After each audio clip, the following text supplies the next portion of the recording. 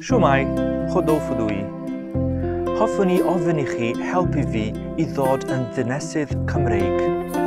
Fi yw'r person cyntaf I wneud y prawf dinasyddiaeth yn Gymraeg.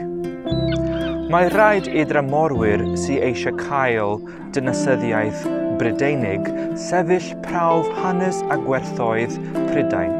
Gwnesu'r prawf trwy gyfrwng y Gymraeg, achos roedd eisiau I fi droi'r broses o ymgeisio am ddinasyddiaeth Brydeinig yn llwybr at ddinasyddiaeth Gymreig.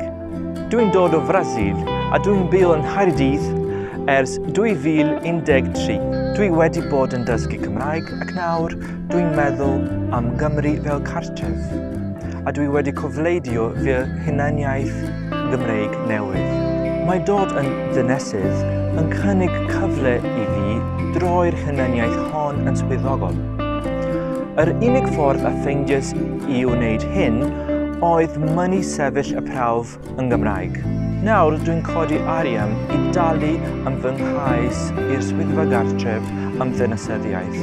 Hoffwn I dod yn ddinesydd cyn diwedd y flwyddyn, achos bydd fy statws sefydlog fel partner dinesydd Ewropeaidd yn llai diogel ar ôl diwedd y cyfnod pwyntio Brexit ar diwedd mis Ragfyr. Mae ymgeisio yn costio £1,540 ceiniog. Dwi'n ceisio codi'r union swm.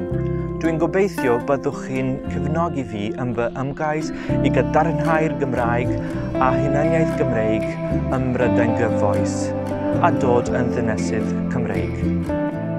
Diolch yn fawr.